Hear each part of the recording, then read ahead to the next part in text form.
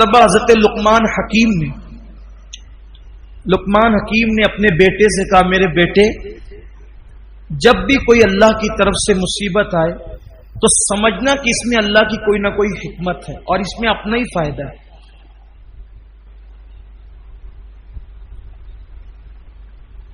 تو جب یہ بات سنی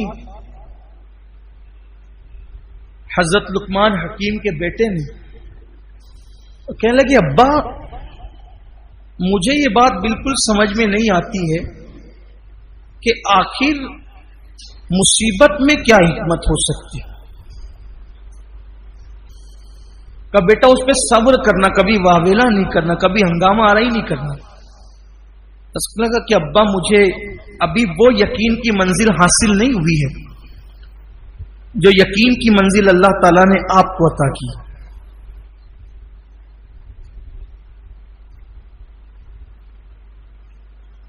تو حضرت لقمان حکیم نے فرمایا ٹھیک ہے بیٹا کوئی بات نہیں، اگر ایسی بات ہے تو ہمارے دور میں ایک نبی رہتے ہیں تو ہم اس نبی کے پاس چلتے ہیں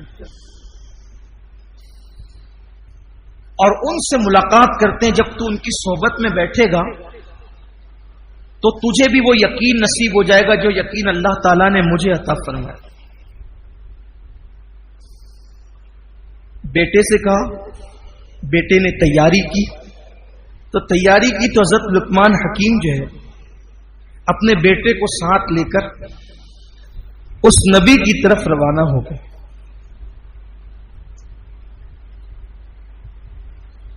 جب اس نبی کی طرف روانہ ہوئے بیٹے کو یہ کہ بھئی ان کی صحبت میں بیٹھے گا، باتیں سنے گا تو یقین پیدا ہوگا. ایک کھچر ساتھ لیا بیٹے کے لیے، کھچر اپنے لیے ساتھ لیا، کھانا ساتھ لیا، پانی ساتھ لیا، لے کر کے چلے. چونکہ وہ نبی اس دور کے دور رہتے تھے تو یہ لوگ جب رستہ چلے تو پانی بھی ختم ہو گیا، کھانا بھی ختم ہو گیا. کھانا پانی ختم ہونے کے بعد پھر بھوک بڑھی، پھر پیاس بڑھی، دوپہر کی چلچلاتی دھوپ. آج کل تو ہمیں اس کا احساس ہی نہیں ہے، اس لیے کہ لوگ بسوں میں سفر کرتے ہیں، کاروں میں کرتے ہیں، ٹرینوں میں کرتے ہیں. کھلے آسمان کے نیچے دھوپ میں اب سفر نہیں ہوتا. وہ کھلے آسمان کے نیچے سفر کی لذت ہمیں نہیں پتا ہے. بڑی بڑی شدید دھوپ، گرمیوں کا موسم، تو پانی کی شدت، پیاس کی شدت کی وجہ جب پانی نہیں ملا تو کھچر جو تھے وہ کانپنے لگ گئے اور بیٹھ گئے. اور ان دونوں کا حال بھی یہ ہوا کہ یہ کھچروں سے اترنے پہ مجبور ہو گئے. لیکن شوق نبی کی زیارت کا اتنا تھا کہ بیٹے کا ہاتھ پکڑ کر کے لقمان حکیم پیدل ہی چلنے لگے. پیدل چلتے چلتے ایک بستی نظر آئی اور بستی کا ایک صاحبان نظر آیا. جب وہ صاحبان بستی کا دیکھا اور بستی پہ نظر پڑی، بیٹے نے کہا ابا دیکھو بستی ہے، وہاں پانی مل جائے گا. لقمان حکیم نے کہا میں بھی بستی دیکھ رہا ہوں. دونوں کو امید کی کرن نظر آئی. نبی سے ملنا تو دور رہا، سفر بیچ میں اٹک گئے. جب بستی دکھی امید کی کرن جاگی. باپ نے بیٹے کا ہاتھ پکڑا. جیسے ہی بستی پہ نظر تھی آگے چل رہے تھے، ایک جانور کی ہڈی جنگل کے اندر پڑی ہوئی تھی. اس ہڈی پر زوردار پیر بچے کا پڑا تو وہ ہڈی پیر میں ایسی چبھی کہ اندر سے گھس کر اوپر کو باہر نکل گئی. بیٹے نے چیخ ماری، چیخ مار کے بے ہوش ہو کے زمین پہ گر پڑا. حضرت لقمان حکیم پیاسے بیٹے کی یہ کیفیت دیکھ کر پریشان ہوئے اور پریشانی کے عالم میں سوچتے تھے کیسے نکالوں. تو لقمان حکیم نے اپنے دانت سے اس ہڈی کو کھینچ کے نکالا. خون کی فوار نکل پڑی. اپنے امامے کا کپڑا پھاڑا، اس سے پٹی باندھی. پٹی باندھنے کے بعد بہت خون بہ گیا تو بیٹے کو گود میں لے کر بیٹھے تھے اور بیٹے کی پیاس یاد کر کے آنکھ میں آنسو آ گئے. گرم گرم آنسو بیٹے کے چہرے پہ پڑے. اس نے آنکھیں کھول دی. باپ کو روتے ہوئے دیکھا تو پوچھا ابا آپ تو کہہ رہے تھے کہ مصیبت میں آزمائش میں صبر کرنا چاہیے، آپ کیوں رونے لگے؟ کہا بیٹا یہ چپکے چپکے کے آنسو، خاموش آنسو، یہ شکایت نہیں ہوتے، بلکہ یہ جو باپ کے دل میں جو بیٹے کی محبت ہے، کیونکہ اللہ نے فطری طور پہ باپ کے دل میں بیٹے کی محبت پیدا کی ہے، تو بیٹے کی محبت مجھے رلا رہی ہے، میں شکایتاً نہیں رو رہا ہوں۔ بس پھر بیٹے نے سوال کیا، ابا آپ تو کہہ رہے تھے کہ ہر مشکل میں، ہر مصیبت میں تمہارے لیے بھلائی ہے، کوئی بھی مصیبت آئے گی تمہارے لیے بھلائی ہے، ابا یہ کیا ہوا؟ نبی سے ملنے چلے تھے، خچر بھی بیمار پڑ گئے، پیدل جا رہے تھے، ہڈی چپ گئی، زخمی کر دیا، آپ کہتے تھے مصیبت میں بھلائی ہے، اتنی مصیبتیں چلی آئی کوئی بھلائی نظر نہیں آتی۔ باپ بیٹے میں یہ بات ہو رہی تھی، ایک چتکبرے گھوڑے پہ بیٹھ کر ایک نورانی شکل والا آیا، اور آنے کے بعد اس نے بتایا کہ اچھا ہوا تم اس بستی میں نہیں آئے۔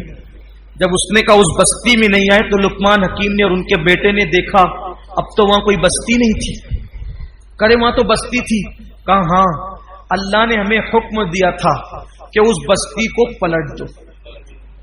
اس بستی میں گناہ زیادہ تھے، بستی کے لوگوں کو زمین میں دھسا کر بستی کو پلٹنے کا حکم دیا گیا تھا، اور میں فرشتوں کو لے کر کے اترا تھا کہ دھسا کے بستی کو پلٹ دوں، لیکن جس وقت تم مجھے آتے ہوئے نظر آئے تو میں نے اللہ سے کہا اللہ یہ تو لقمان اور اس کا بیٹا یہ تو نیک لوگ ہیں، یہ بستی میں پانی کے لیے آ رہے ہیں، مولا ان کو روک دے۔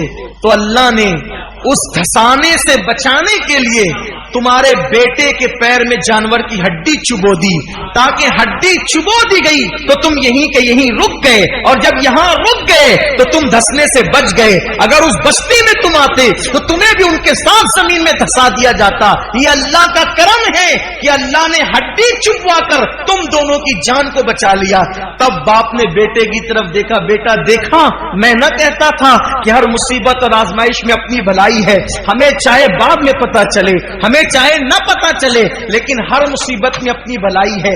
کوئی مصیبت آ جائے، ایکسیڈنٹ اللہ نہ کرے ہو جائے اور پیر ٹوٹ جائے، ہاتھ ٹوٹ جائے، کھوپڑی کو نقصان ہو جائے، جسم کو نقصان ہو جائے، مال کو نقصان ہو جائے، اللہ کی شکایت نہیں کرنا، اللہ تیرا شکر ہے۔ آپ کہیں گے مر جائے تو میں کہوں گا تو بھی کہنا اللہ تیرا شکر ہے۔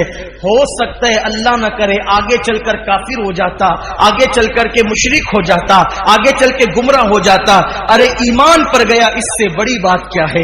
اس لیے موت بھی ایمان پر آئے تو یہ شکوے کا مقام نہیں ہے، یہ جو ہے وہ شکایت کا مقام نہیں ہے۔ تو اس کے بعد پھر وہ جبریل امین نے اپنا ہاتھ اس کے پیر پہ مس کیا، اس کا پیر فوراً اچھا ہو گیا۔ جو کھچر اور برتن خالی پڑے تھے وہاں ہاتھ پھیرا، کھچر بھی اٹھ کر کھڑے ہو گئے، پانی اور کھانا سب آ گیا، اور کئی دن تک سفر کر کے نبی سے ملنے چلے تھے اس لیے کہ بیٹے کا یقین پختہ ہو، لیکن بیٹے کا یقین اب اس واقعے سے پختہ ہو چکا تھا۔ جبریل امین نے دونوں کو اٹھایا اور اٹھا کر کے ان کی بستی میں رکھ دیا۔ کئی دنوں کا فاصلہ پلک کے جھپکتے وہ بھی طے ہو گیا۔ اس لیے کوئی مصیبت، یہ کووڈ بھی، کورونا بھی، چاہے بیماری ہو چاہے جو ہو، اس میں بھی اللہ کی کوئی نہ کوئی حکمت، لاک ڈاؤن بھی اس میں بھی اللہ کی کوئی نہ کوئی حکمت ہے، اور بھی کوئی مشکل ہو اس میں بھی اللہ کی کوئی نہ کوئی۔